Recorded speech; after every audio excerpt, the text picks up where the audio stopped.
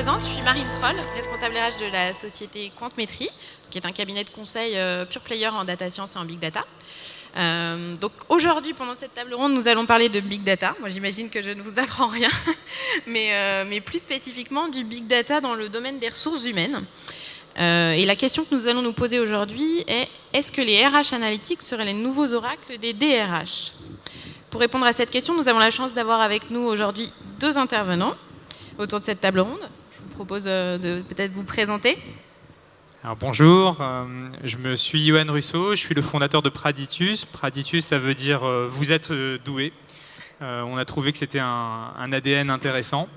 Et c'est une société, on pourrait la décrire un petit peu comme une sorte de manager idéal qui va s'intéresser à vous, qui va bien vous connaître et qui va vous recommander toute une série d'actions de développement pour vous faire progresser dans votre job. Moi, je m'appelle François-Xavier Barcelot, donc je suis consultant senior chez Lincoln.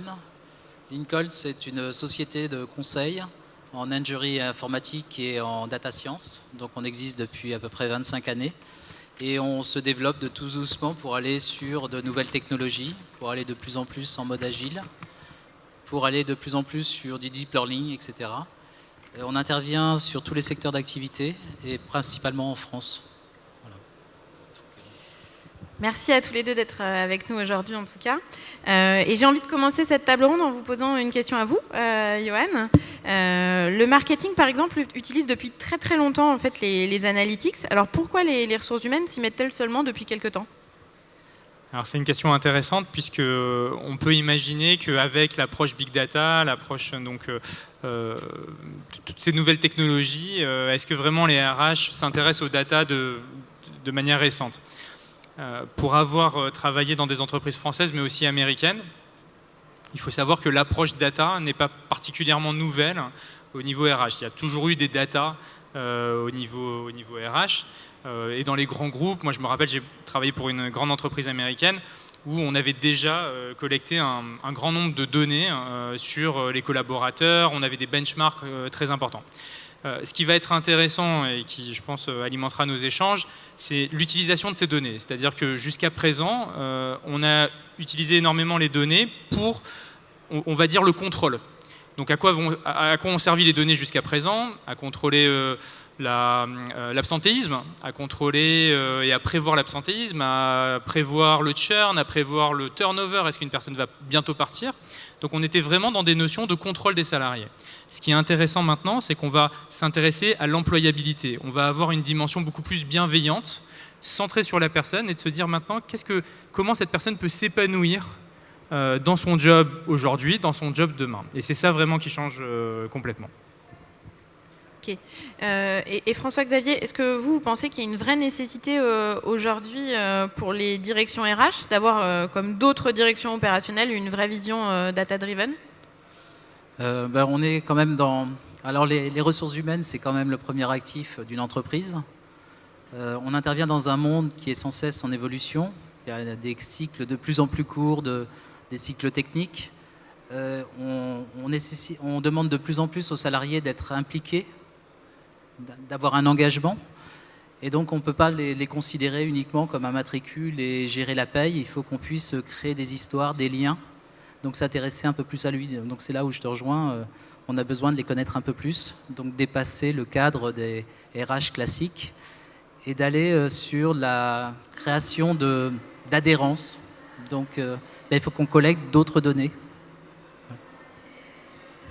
Et qui sont les acteurs pour vous qui aujourd'hui sont concernés par ces problématiques de RH Analytics? Est-ce que c'est uniquement les grands groupes? Est-ce que c'est les startups également? Qui ça concerne? J'espère que dans les startups, ils ont déjà intégré un peu ce mouvement. Voilà. Donc, startup, c'est plutôt un projet qui doit mutualiser, enfin rassembler des gens. Donc, je dirais que c'est peut-être plus les grands groupes un peu traditionnels qui avaient déjà une base de données RH bien constituée, avec certains usages, avec une convention collective qui règle pas mal de choses.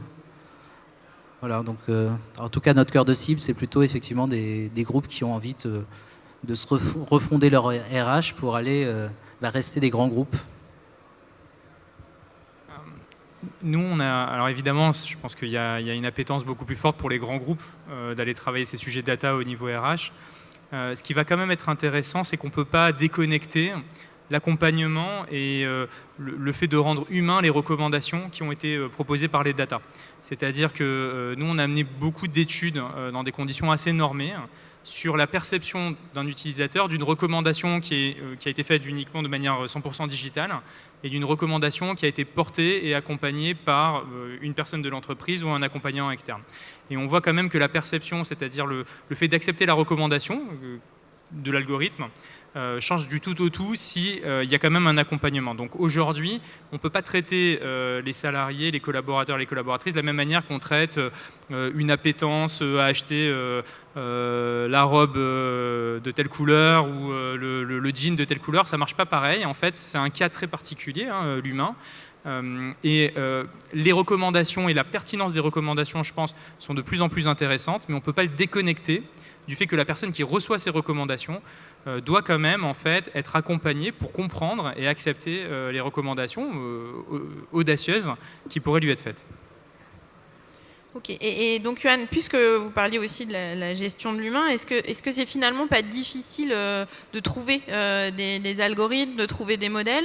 Est-ce que finalement on risque pas de s'acheminer vers un peu de la déshumanisation des ressources humaines? Nous, voilà, enfin, pour faire écho à ce que je viens de dire, on a vraiment compris qu'on avait besoin d'une certaine bienveillance. Aujourd'hui, ce qui est très important, c'est d'accompagner les personnes en étant sûr de ne pas les heurter. Le deuxième point, c'est que une de nos convictions fondamentales, c'est que la plus grosse opportunité, elle est dans le job. C'est-à-dire qu'on parle beaucoup, je pense que si Bénédicte avait été là, elle nous aurait parlé beaucoup de mobilité, mais dans la réalité, vous pouvez évidemment changer de job tout au long de votre carrière. Moi, j'ai changé plusieurs fois de job avant mes 30 ans, mais quoi qu'il en soit, quand même, là où vous avez la plus grande opportunité de progresser et de vous épanouir, c'est quand vous travaillez, et c'est à ce moment-là où il y a toute une série de blocages par rapport à vous-même. Peut-être que vous gérez mal certaines situations stressantes, peut-être que vous gérez mal l'interaction avec les autres. Et ça, en fait, il y a une énorme opportunité de progresser. Donc moi, je ne pense pas qu'on va vers une déshumanisation, puisque justement, il y a énormément de travaux qui sont faits, on y participe, mais pas uniquement, pour rendre cet accompagnement digital plus humain. Et c'est ça la clé, parce que de toute façon, on ne peut pas, à mon sens, et en tout cas pour un certain nombre d'années devant nous, déconnecter la recommandation digitale d'une approche humaine de cette recommandation. Enfin, je rejoins de manière assez modeste, mais de toute façon, l'algorithme n'est qu'une aide. Enfin, ça ne se substitue pas à l'humain qui est toujours là. Donc plutôt que de taper un peu hasard, l'algo doit lui permettre de bien cerner à qui il a affaire, quels sont un peu ses leviers, ses moteurs, ses valeurs, et pouvoir l'accompagner à bon escient. Mais voilà, pour l'instant, il n'y a pas qu'une machine. Ok, et tout à l'heure, on parle. Vous vouliez peut-être rajouter quelque chose? Non, mais on a des cas en fait très concrets maintenant. Je pense à la SNCF, sur lequel on accompagne donc les conseillers carrières, donc les personnes qui sont là pour. C'est un cas intéressant, la SNCF Réseau. Donc c'est plutôt une boîte technique, on va dire, culture d'ingénieur, donc très normée, très processée, les carrières très claires, et sur lequel jusqu'à il n'y a pas longtemps, et vraiment il n'y a pas longtemps, la carrière, la progression, l'employabilité se faisait uniquement sur la notion de performance. Et ben voilà, tes codes C23, tu peux aller en D24 ou en D18, c'était une sorte de bataille navale en fait pour la carrière. Et par rapport à ça, en fait, nous on a accompagné énormément les conseillers carrières qui se sont retrouvés complètement désemparés parce qu'ils se retrouvent face à des salariés qui ont une attitude anormale, puisqu'ils viennent les voir en leur disant mais j'ai plus de sens dans ma carrière, je comprends pas où je vais, je sais pas quelle est mon utilité dans l'entreprise. Et ça, ils n'avaient jamais eu ce genre de réflexion en entretien. Et là, on les a aidés grâce à une approche quand même digitale, avec toute une série en fait de recommandations, en prenant en compte le potentiel de la personne, d'alimenter une discussion qui fait sens et qui aide la personne. Donc il y a vraiment des cas d'usage maintenant où on peut accompagner concrètement des individus à retrouver de la dynamique, à se remobiliser, tout en étant dans une approche digitale. Et tout à l'heure, on parlait du coup de sujets marketing quand même. Johan, vous me disiez qu'on ne traitait pas les humains comme on traitait l'achat d'une robe. Et vous, François-Xavier, est-ce que tout de même, puisque le marketing a une maturité dans le domaine des analytics, est-ce qu'il n'y a pas quand même des parallèles qui seraient possibles entre RH et marketing ? Ouais, je pourrais continuer sur l'angle de la SNCF, qui a créé un CRM constitué d'une base de salariés volontaires à un programme. Donc comme un club où on les interroge pour leur demander d'abord s'ils veulent participer à ce programme, qu'est-ce qui font sens, sur quelle initiative ils voudraient s'impliquer, avec bien sûr l'aide de la SNCF qui est là pour les accompagner. Et une fois qu'on a récolté tout ce volontariat et ces envies, on crée une base de données qu'on va animer. Donc on a SNCF+, qui est un CRM au niveau des salariés et qui est là pour donner du sens aussi, pour promouvoir certaines initiatives et faire en sorte qu'il y ait de moins en moins de désimplication par rapport à... Et c'est surtout des initiatives qui dépassent le cadre même de leur emploi, de leur mission à la SNCF. Donc c'est la SNCF qui permet d'apporter autre chose, et qui recrée en fait du lien avec la marque. Alors après, peut-être aussi derrière l'absentéisme, etc. Enfin, voilà. Donc c'est très orienté quand même service aux consommateurs. Qu'est-ce qu'ils peuvent faire en plus pour les clients, mais pas simplement. Et puisque justement on parle d'algorithmes aussi analytics, est-ce que ça permet dans le domaine des RH d'avoir des résultats qui sont immédiats ou finalement non ? Alors il y a vraiment plusieurs angles et c'est vrai que en fonction de la thématique, je pense qu'il y a beaucoup d'acteurs aujourd'hui qui essayent de dynamiser le HR Analytics et chacun a un prisme et un angle d'attaque qui est différent. On peut avoir des actions très concrètes, on peut recommander certaines choses. Il y a des actions sur la mobilité, donc c'est effectivement quelque chose d'assez, on va dire, moyen terme. Et puis il y a des actions plus long terme qui vont prendre en compte les potentialités de la personne, les intérêts, leurs motivations, pour essayer de les accompagner sur justement un meilleur alignement, on va dire, entre leur job et puis également ce qui est attendu d'un point de vue de la culture organisationnelle. Qu'est-ce que l'entreprise attend de ces personnes-là ? Aujourd'hui, il faut voir, et c'est intéressant parce que là aujourd'hui on est à DataJob, donc j'imagine qu'il doit y avoir aussi beaucoup de gens qui ont une culture d'ingénieur dans la salle, enfin j'imagine. C'est un sujet extrêmement intéressant puisque un des enjeux majeurs quand on travaille sur l'humain, c'est de rééquilibrer ces notions de savoir-faire et de savoir-être. Je pense que la majorité des gens qui sont ici et qui viennent postuler se définissent principalement par leur savoir-faire, c'est-à-dire que voilà, je suis un data scientist, je connais tel et tel langage, je sais monter un cluster Hadoop en tant de minutes sur AWS, je sais faire tel modèle statistique en temps réel, etc., etc. Donc on se définit beaucoup en fait par son savoir-faire, et surtout d'autant plus quand on sort d'une école. Et on voit très rapidement, pour ceux qui sont déjà dans le monde du travail, que c'est important, mais que le succès d'une carrière se construit principalement par rapport à qui vous êtes. Et ça, c'est difficile de le prévoir parce qu'on ne peut pas trouver forcément dans vos études, on ne peut pas trouver forcément dans votre profil LinkedIn des éléments qui vont prédire demain votre capacité d'initiative, votre capacité de travailler ensemble, votre agilité, votre curiosité. Est-ce que vous êtes quelqu'un d'entrepreneur ? Tout ça, c'est pas forcément évident et c'est ça qui fera la différence par rapport à une autre personne. Vous pouvez être, je caricature, mais vous pouvez être le meilleur data scientist du monde. Si vous êtes un ours, vous êtes un ours. Et globalement, personne ne voudra travailler avec vous et je ne prédis pas grand succès à votre carrière. Sauf si vous êtes vraiment un génie, mais vous resterez un génie dans votre coin. Et aujourd'hui, on voit très bien, et je pense qu'en Métrie, vous devez avoir en fait des valeurs en fait attachées à ça. On recrute quelqu'un pour son savoir-faire, mais aussi pour son savoir-être. Et la problématique, c'est de traduire en algorithme, en recommandations concrètes après, bienveillantes, mais donc à un moment, il y a quand même un algorithme au milieu, ce potentiel humain qui n'est pas lié à un diplôme, qui n'est pas lié à un nombre de contributions sur GitHub, qui n'est pas... et donc, comment, en fait, on arrive à modéliser ça? Et ça, c'est vraiment extrêmement intéressant, mais c'est pas évident. Et justement, est-ce que vous pouvez nous en dire un peu plus, alors sans rentrer dans de la modélisation, parce que c'est pas du tout ce qu'on vous demande, mais justement sur comment on peut faire passer de ces données très humaines en des données algorithmiques? Alors, nous, on a une approche, en tout cas, je peux parler de ce que nous, on fait, mais on a choisi une approche qui est mixte et qui est à la fois de la data, de l'algorithme, on pourrait dire au sens large, mais également qui est complétée par une approche méthodologique académique classique.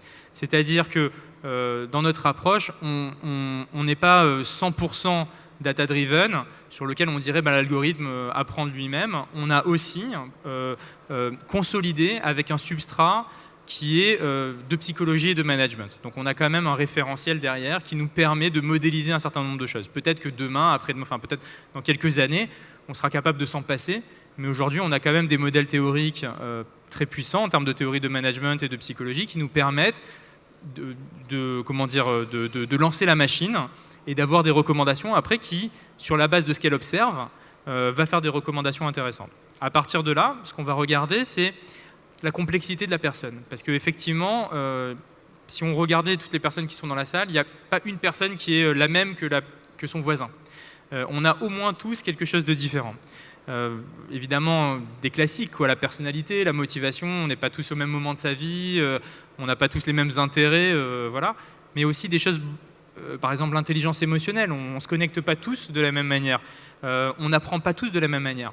Et tout ça, finalement, dans votre expérience sur une plateforme, vous allez laisser un certain nombre de traces, et c'est ces traces qui vont nous permettre d'apprendre qui vous êtes, et au fur et à mesure des recommandations, donc nous, la manière dont on procède, c'est qu'il y a une phase évidemment de découverte, mais après, il y a également toute une phase de recommandation. Et les recommandations, ça vous aide concrètement, mais aussi on apprend des recommandations. On voit en fait quel est votre degré d'adhérence à ces recommandations-là, et ça nous permet de construire au fur et à mesure des modèles prédictifs de plus en plus performants. Ok. Et je me rends compte qu'on n'a pas du tout abordé ce point. Vous avez déjà montré plusieurs cas d'usage en fait, dans lesquels les RH Analytics avaient aussi l'intérêt. Mais est-ce qu'on peut rebalayer en fait, tous les domaines dans lesquels on peut trouver de l'analytics dans le domaine des ressources humaines? Vous avez parlé d'absentéisme tout à l'heure, mais il y a plein d'autres sujets. Est-ce qu'on peut essayer d'avoir un panorama peut-être sans être exhaustif, un peu plus complet? Oui, il y a quand même tout ce qui est gestion des mobilités, tout ce qui est parcours professionnels qui sont un peu adaptés, donc ça c'est un peu les classiques. Il y a tout ce qui peut être appliqué à la prévention de malaise, de RPS, de mal-être. Donc lorsqu'une entreprise est en mouvement, il y a de plus en plus de gens qui ne sont pas forcément dans ce mouvement, donc il y a de la surveillance.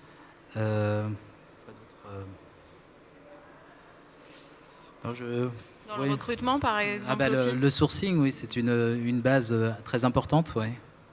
Donc là, nous, on est en train de tester des choses qui ressemblent un peu à du look-alike, voilà, par rapport à des collaborateurs qui sont particulièrement bien chez nous, qui ont eu un parcours assez réussi, assez harmonieux. Alors, réussi, chacun à son niveau. Hein, et aller chercher sur des données qui ne sont pas forcément très factuelles. Oui. Donc voilà. Mais... Vous voyez d'autres... La notion d'engagement est extrêmement intéressante. Alors, la notion d'engagement, c'est compliqué, je pense que ce n'est pas le sujet de la réunion, mais c'est déterminé par un grand nombre de facteurs. Mais le développement personnel, c'est-à-dire votre capacité à se développer dans l'entreprise, est essentiel dans le fait que vous allez rester. Donc l'engagement, c'est défini par la notion de faire plus que ce qu'on attend de vous-même.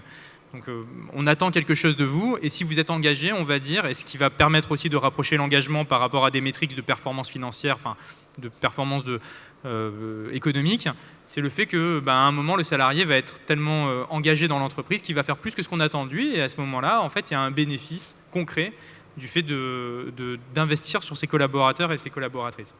Il y a énormément en fait d'opportunités et de gains possibles pour l'entreprise, mais au niveau individuel et collectif. Je pense que le collaborateur, en s'alignant beaucoup plus avec les valeurs de son entreprise, peut être bien plus serein, bien plus engagé, et l'entreprise peut en voir les bénéfices. Donc il y a énormément d'opportunités là-dessus, je pense. Et ça pose aussi une autre question, parler d'analytics dans les RH, ça pose la question de la sécurité. Ça, je crois que François-Xavier, vous pourrez peut-être nous éclairer un peu dans ce domaine-là, puisque c'est vrai que les données RH, c'est quand même des données très sensibles. Est-ce que vous avez un peu des pistes de réponse sur les conséquences, notamment de la RGPD, qui va un peu changer les choses dans le domaine, notamment dans le domaine des RH ? Oui, donc la RGPD, je ne sais pas si vous êtes au courant, en fait, c'est un nouveau décret européen qui va être mis en application le 28 mai 2018 et qui est là pour protéger un peu la vie privée de chacun. Donc chacun avec sa casquette de consommateur, de client par rapport à une boîte, un prospect, mais aussi les salariés. Et donc les data RH, c'est que des données personnelles qui sont très très sensibles. Et puis si on va chercher ces matériaux sur des réseaux sociaux, sur des choses comme ça, on dépasse du cadre strict contractuel. Donc quelle est la légitimité d'une RH, quelle qu'elle soit, même si c'est pour son bonheur, d'aller fouiller autour d'un groupe affinitaire, de hobby, de recherche, de surf. On peut aller chercher des likes sur son site, ça pourquoi pas. Donc tout ce qu'on a mis en place pour donner la puissance de la data au service des RH, on est en train de tout revalider sur le fait que ce soit conforme à la loi. Et non seulement la conformité, mais de voir aussi, comme il y a beaucoup de bonne volonté, qu'il n'y a pas de faille de sécurité, parce que c'est que des données sensibles, personnelles. Donc ça peut être la notation de votre supérieur lors de votre évaluation annuelle, avec un petit commentaire qui peut être sympa ou pas. Donc il faut qu'on revisite un peu tous ces pans. Et puis comment on va développer beaucoup plus d'enquêtes de satisfaction, de bilans sociaux, pas de bilans sociaux, de paramètres sociaux. Il va falloir aussi qu'on détourne bien de ce qui est la propriété, la data propriété de l'entreprise, qui nous fait agir pour son compte, et tout ce qui relève plutôt de la vie privée et de l'anonymat. Donc d'aller dans un bon niveau de granularité quand on restitue une étude. Voilà, s'assurer que c'est l'opinion de N salariés et pas 2, 3 qui seraient... Voilà. Donc il y a plein de choses qui sont... Donc on a des clients sur lesquels on a travaillé leur database RH qui nous rappellent pour qu'on puisse revisiter tous ces aspects. Voilà. Et parfois il va falloir vraiment brider la machine, ouais, ou s'appuyer, comme on parlait des SNCF, sur le volontariat des salariés. Donc dès l'instant où il accepte de rentrer dans un programme qui est pour le bien de tous, en tant que bêta-testeur, de pouvoir aller un peu plus loin. Et après, on généralisera les enseignements à des salariés qui ne sont pas optimisés. Voilà. Ouais. Je peux peut-être rajouter aussi dans le côté data, il y a une sorte de question qui anime beaucoup la communauté RH Analytics, c'est le lien entre performance et potentiel. C'est-à-dire, est-ce que votre performance passée est un bon indicateur de votre potentiel futur ? Et ça, c'est une question, vraiment, si quelqu'un a la réponse, n'hésitez pas à lever la main, et qui va en fait poser énormément de questions, parce que est-ce qu'on est en capacité, tous les outils en fait vont vous proposer des recommandations globalement, donc on parle de potentiel, on parle de suggestions pour le futur, mais comment on peut rapprocher ça effectivement de votre performance passée, et est-ce qu'il y a un lien entre les deux? Et ça, je pense que c'est un vrai sujet, parce que là on accède concrètement, on est obligé de réunir des données de performance passée, idéalement même pour bien prendre en compte votre performance passée, le rêve, ça serait d'avoir votre performance passée dans toutes vos entreprises, puisque finalement, si on voulait bien vous connaître, je ne veux pas juste voir votre performance sur les 12 derniers mois dans l'entreprise dans laquelle vous travaillez, je voudrais voir votre performance passée sur l'ensemble de votre carrière, et je ne veux pas voir la version édulcorée sur LinkedIn, je veux voir la vraie version, celle qui a été évaluée. Et est-ce que ça, c'est corrélé de quelconque manière à votre potentiel futur? Et ça, je pense que c'est une vraie question théorique très intéressante, sur lequel aujourd'hui on n'a pas la réponse, mais il y a beaucoup de monde qui y travaille. Et quelle est la corrélation? Est-ce qu'il y en a une? Il y a encore beaucoup de travaux à mener, mais qui sont aussi... est-ce que vous êtes prêt à tout dévoiler et encore une fois, hein, pas la version LinkedIn, mais la vraie version. Qu'est-ce que ça veut dire en fait, et est-ce qu'on ne va pas vous enfermer aussi, puisqu'on va dire, mais finalement, maintenant qu'on connaît ta réelle performance passée et qu'on est capable de la retracer sur tes 10 dernières années, on va prédire pour toi ton potentiel futur, et peut-être qu'on va un petit peu t'enfermer. Est-ce que ton potentiel ne va pas être limité? Donc il y a des vrais sujets là-dessus. Et si on se projette un peu plus loin, si on pense à l'avenir, qu'est-ce qui nous réserve cet avenir en matière de RH Analytics? Alors, le champ des possibles est très large, et c'est vrai que si on parle du recrutement, si on parle du développement, si on parle de la prévention des risques, tout ça emmène énormément. Pour un sujet que moi je ne travaille pas, mais un sujet que je trouve passionnant, dans le recrutement, il y a une grosse tendance en ce moment, ce n'est pas du tout mon domaine, mais je trouve ça très intéressant, sur, vous savez, les interviews vidéo. On vous demande en fait de faire un entretien vidéo avant le vrai entretien. Et là, on peut se dire que quand même le champ des possibles, il est énorme, puisque maintenant, il y a des sociétés, j'ai vu une société néerlandaise, qui analyse en temps réel votre visage et la voix pour voir la manière en fait dont vous répondez. Donc l'entreprise serait en capacité de détecter si vous êtes honnête, si vous êtes sûr de vous, avec le clignement des paupières. Donc il y a des choses en fait qui sont là. Hein, c'est pas demain. Ça existe déjà, les technologies sont prêtes et qui analysent concrètement quand vous répondez. C'est un peu une sorte de détecteur de mensonges, hein, comme on le voit dans les films, mais en live, puisque c'est vous qui répondez aux questions et quand vous préparez l'entretien vidéo, qui va analyser, qui va retranscrire tout ce que vous dites. Et aussi faire gagner beaucoup de temps aux recruteurs. Donc il y a des choses assez intéressantes, peut-être effrayantes. Dans le développement, il y a beaucoup, en fait, est-ce qu'à un moment, on va être prêt à basculer dans le partage avec son entreprise des données personnelles, j'entends des données aussi de santé. Vous savez, en fait, est-ce que vous serez à un moment d'accord pour connecter votre montre iWatch ou je ne sais pas quoi, toutes vos données de santé avec votre entreprise. Et donc l'entreprise, elle sera en capacité de savoir si vous êtes stressé, par exemple, si vous êtes fatigué. Alors on peut penser, il y a la notion de contrôle, mais il y a aussi la notion de confiance. Si on sait qu'un salarié est fatigué, ne fait pas assez de sport, on pourrait l'encourager.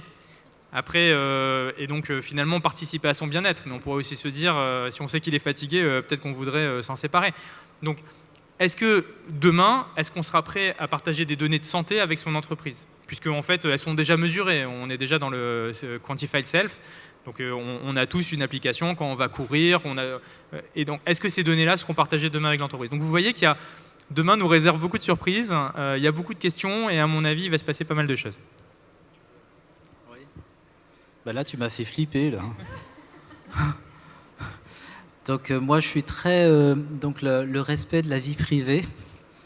Donc ma liberté c'est de choisir mon entrepreneur, mon patron, de poser un cadre dans lequel j'ai envie de m'épanouir, de donner beaucoup de moi-même, mais je crois que j'irai pas sur mes données de santé, qu'on me pose des capteurs un peu partout.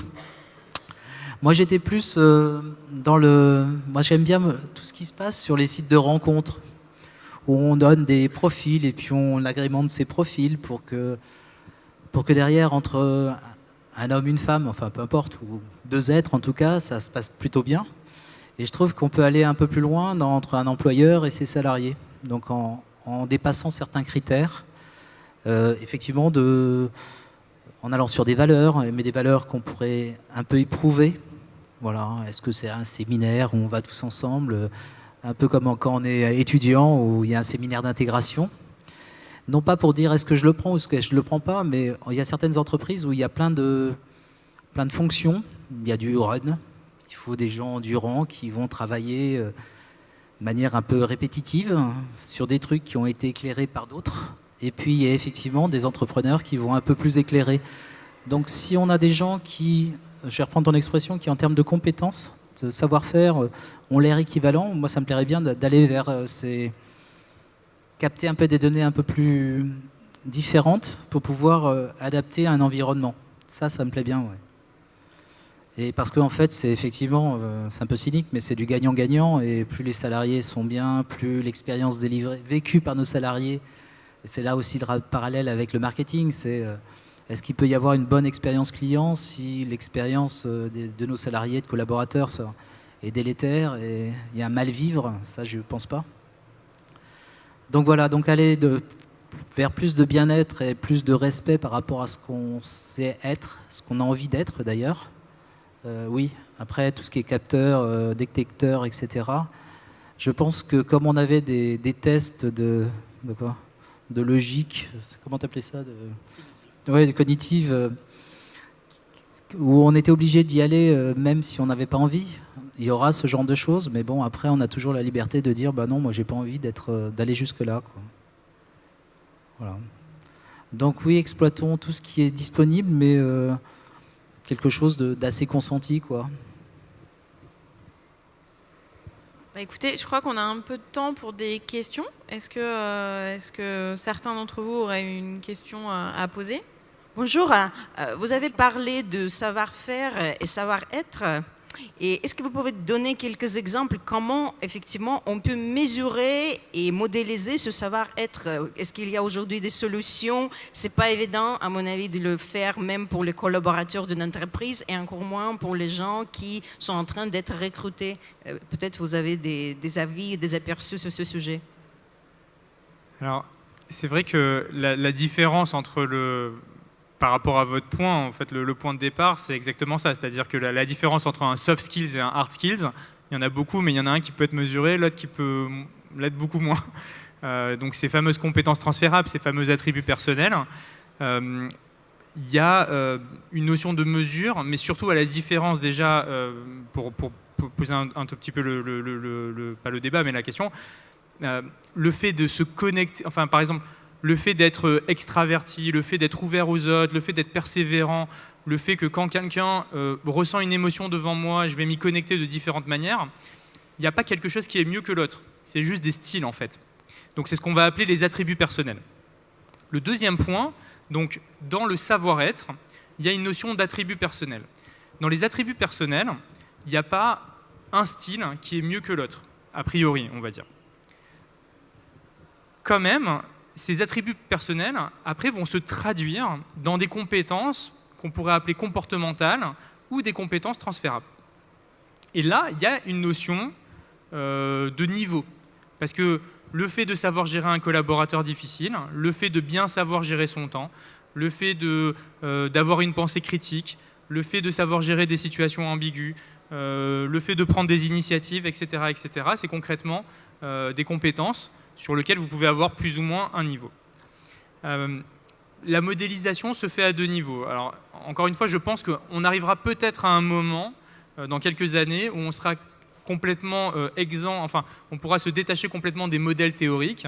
Mais nous, on a fait une approche mixte qui reprend quand même, en fait, qui s'appuie toujours sur des modèles de psychologie et de management. Donc, en fait, on a toujours des référents de théories classiques, solides, fiables, qui sont voilà, très connus et qui permettent à partir de là d'aller construire des modèles prédictifs sur lesquels on va se servir des données qu'on collecte et sur lesquels, et c'est ça en fait qui va être très intéressant, c'est qu'il faut absolument rattacher ces données-là par rapport à qui vous êtes. Parce qu'évidemment, on ne va pas analyser les résultats d'un étudiant de la même manière que quelqu'un qui a 5 ans d'expérience, de la même manière qu'un directeur des systèmes d'information qui a 30 ans d'expérience.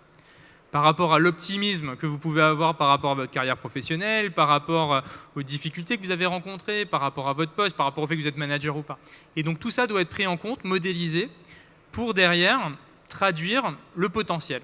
Et c'est pas évident, et donc en fait on applique toute une série de traitements statistiques, informatiques, algorithmiques, pour justement essayer de prédire au mieux. Et le dernier point, c'est que nous, en fait, on s'est rajouté une difficulté supplémentaire, c'est que nous, cette information-là, on la redonne aux salariés. Donc, quand on est dans une démarche d'évaluation, bah, finalement, on fait ses calculs, on fait marcher ses algorithmes, et après on donne ça à l'entreprise, mais le salarié, lui, n'a pas l'information, donc finalement, il n'est pas heurté. Mais quand on vous redonne l'information en direct, il faut aussi s'assurer que je ne vous heurte pas quand je vous redonne l'information. Si je vous dis oui, mais vous n'êtes pas prédisposé sur tel et tel sujet, si je vous heurte en vous disant ça, si je vous fais mal en vous disant ça, j'ai cassé le lien de confiance entre la plateforme, on va dire, et la personne. Et donc, vous ne serez plus du tout en mesure d'accepter une quelconque recommandation. Et donc, c'est important de donner une recommandation qui soit pertinente, mais à la fois bienveillante. Parce que si vous dites, tu ne sais pas faire, globalement, ça ne va pas du tout, et qu'en même temps, vous vous imaginez pas comme ça, il va y avoir une déconnexion. Et donc, c'est extrêmement compliqué. Donc, il y a une courbe d'apprentissage sur laquelle nous, on travaille, mais il y a encore beaucoup de choses, je pense, qui sont devant nous. Je rejoins. Nous, on a une approche quand même qui est beaucoup plus macro.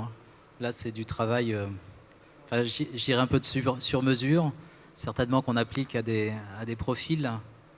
Je pense que de pouvoir restituer quand même les résultats d'évaluation, c'est une chose. Après, dans l'accompagnement, à nous de choisir un peu la façon dont on restitue les adjectifs pour qu'ils ne soient pas trop blessants. Par contre, souvent dans ce qu'on nous demande de faire, on n'a quand même pas autant de... on met pas autant de gants, ouais. Désolé. Voilà. Par contre, déjà de dire on restitue à la fois à l'employeur et au candidat, c'est déjà quelque chose d'assez bien, quoi. Autre chose sur le savoir-être, il y a quand même, on pratique un peu d'analyse sémantique et à compétences identiques, on n'a pas le même vocable, on se présente pas de la même façon. Donc on peut quand même déceler des gens qui ont plutôt sur les clichés, plutôt dominant, leader, ou l'envie de l'être en tout cas, ou de le prétendre, et des gens qui sont plus force tranquille, serein, qui revendiquent moins, etc. Donc ça, c'est la première chose. La deuxième chose, c'est on n'a pas tous le même parcours. Et donc en fonction de... Alors moi, j'aime bien le passé, parce que l'avantage du passé, c'est qu'il est passé. Mais par contre, on laisse quand même une trace sur un parcours, la façon dont on a de parler des expériences, etc., et qui sont quand même relativement révélateurs d'un savoir-être. Voilà. De toute façon, il faut qu'on fasse un peu... souvent, il y a tellement de profils en ligne, il faut qu'on fasse vite et bien. Nous, ce qu'on recommande toujours, c'est des profils à rencontrer en priorité qui semblent le plus en adéquation pour ne pas passer à côté d'un talent. Après, je pense que c'est l'humain, les RH, le chasseur qui va rencontrer la personne qui doit faire le boulot, quoi. Par contre, quand on a 100 candidatures, de pouvoir déjà dire il y a un groupe de 5-6 qui se détachent et les autres, c'est déjà pas mal dégrossir le travail, quoi. Les données, les datas dont on a parlé jusqu'à maintenant, c'est essentiellement, si j'ai bien compris, des données de questionnaires d'auto-évaluation ou d'évaluation. Voilà, est-ce qu'il y a d'autres sources de données qui sont utilisables ou réutilisables en RH? Les relations au niveau individuel ont quand même été changées par la Googleisation et par LinkedIn. Est-ce que c'est des choses qui sont utilisables de façon un peu automatisée, un peu industrielle dans vos métiers? La réponse est oui.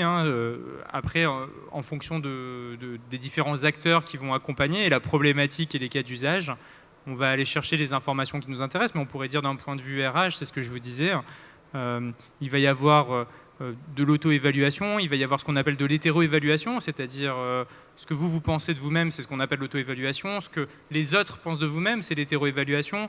On pourrait avoir même ce que les experts disent de vous, il peut y avoir aussi des données à dire d'experts. Et puis, il va y avoir toutes les traces que vous laissez dans l'entreprise. Je pense que le champ sémantique est extrêmement intéressant. Il y a évidemment le profil LinkedIn, mais attention au profil LinkedIn qui est très... il y a un petit côté cosmétique en fait dans les profils LinkedIn qu'il faut savoir décoder. Donc, c'est aussi un champ d'amélioration des algorithmes. Éventuellement, après on parlait des données, des données de santé.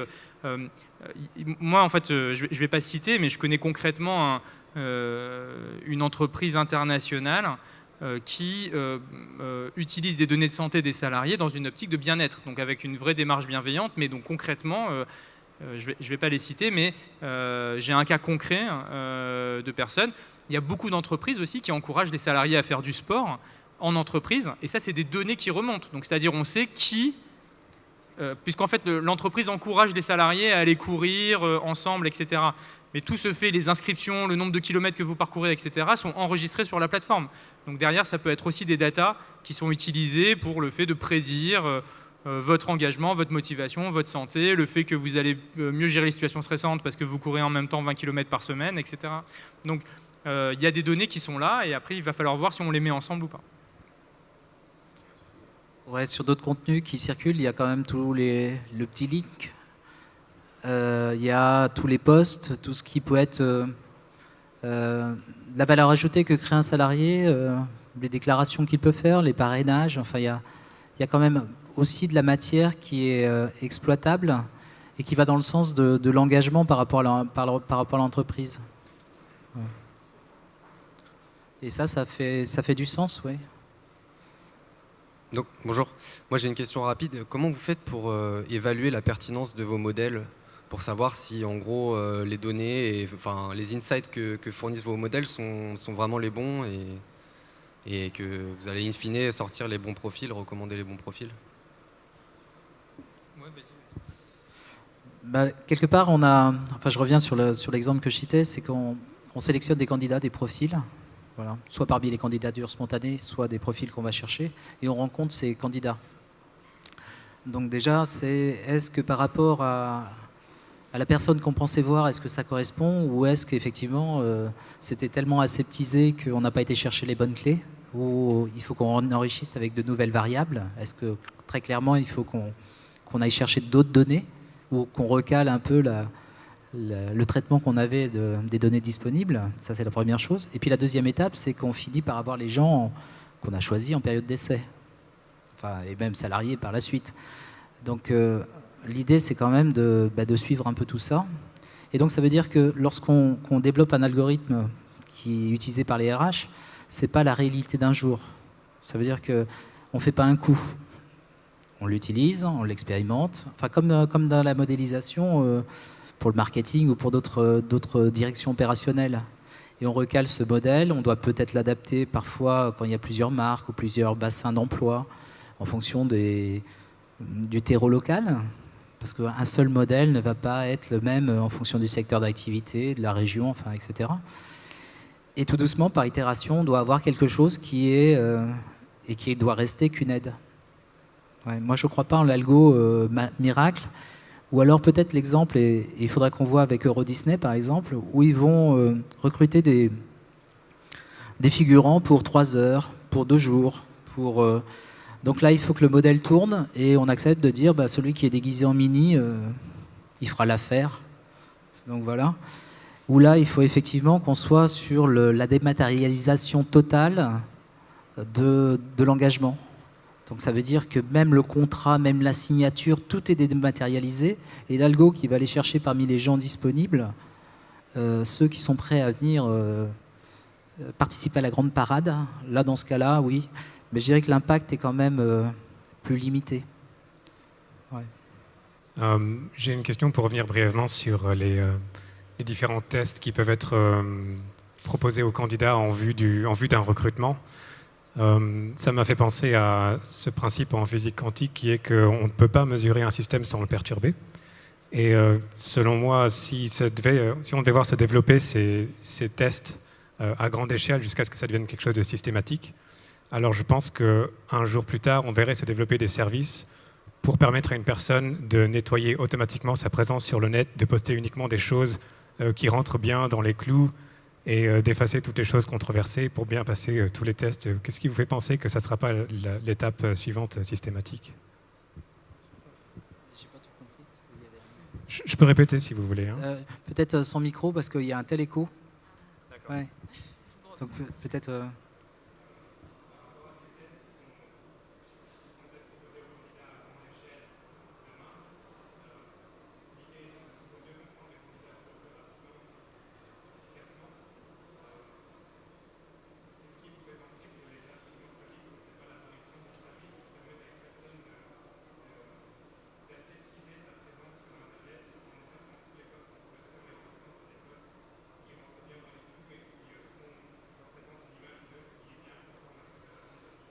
Ouais.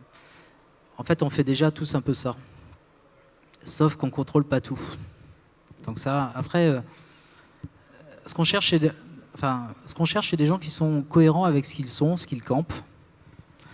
Et a priori, on doit être dans une relation de confiance. Donc moi, j'ai toujours tendance à dire, il faut que je donne ma confiance pour la recevoir. Ouais. Donc après, si on a des vrais malfaiteurs, eh ben, il faut qu'ils le fassent bien et pendant pas mal de temps. Et potentiellement, si vraiment c'est une vraie forfaiture, bien sûr, la boîte va morfler un peu. Mais entre l'organisation, qui est quand même, qui dépend pas d'un mec, et l'humain, c'est l'humain qui va perdre. Donc, est-ce qu'il faut tout dénaturer, s'aseptiser, se transformer, etc. pour avoir le job? Bah, si c'est vraiment le super job, mais je crois pas que... Enfin, pour moi, c'est une... D'abord, c'est difficile, et le faire, ça doit être difficile à vivre dans la durée, quoi. Donc, je vois pas l'intérêt, en fait. Ou alors, ça veut dire que derrière l'annonce d'emploi, on a dit, pour un métier de middle manager, on voudrait quelqu'un qui ait toutes les qualités, qui ait tous les savoir-faire, etc.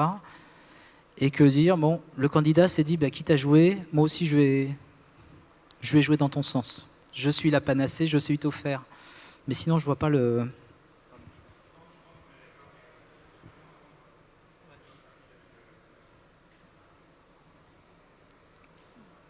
C'est assez proche, c'est-à-dire que ce qu'on va rechercher, c'est pas un profil standard. Ce qu'on va rechercher, les nouveaux modèles prédictifs au niveau du recrutement, je fais moins de recrutement, je fais beaucoup plus de développement, mais aujourd'hui, les entreprises qui sont innovantes sur ces problématiques de recrutement, justement, ne vont pas du tout rechercher quelque chose de standard, elles vont rechercher en fait une similarité entre ton profil et un pattern donné. Mais ce pattern, en fait, comment il va être déterminé, ce pattern? Il va pas être déterminé, il peut être déterminé par le job, mais il peut être surtout de plus en plus déterminé par les collaborateurs qui sont dans l'équipe. Donc en fait, qu'est-ce que va faire l'entreprise? Elle va prendre les 20 meilleures personnes, les 20 personnes les plus emblématiques dans l'entreprise, qui sont dans la fonction commerciale ou dans la fonction IT ou n'importe. On va en déterminer un pattern, ça va créer automatiquement un modèle prédictif, et on va appliquer toutes les personnes par rapport à ce modèle prédictif. Donc, il faut avoir des points saillants. Donc, en fait, la réponse, elle est plutôt au contraire.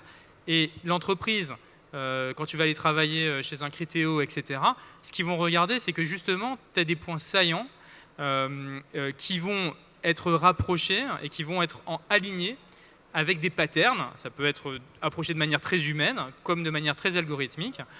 Et donc le fait d'avoir un profil lisse n'est pas une bonne solution, parce que tu vas rentrer dans aucun pattern, puisque le pattern n'est uniquement que des signaux, pas forts, mais en fait des signaux voilà, qui montrent une différence. Bon, je vous propose qu'on en reste là. Merci à tous les deux en tout cas, et puis merci à tous d'avoir assisté à cette table.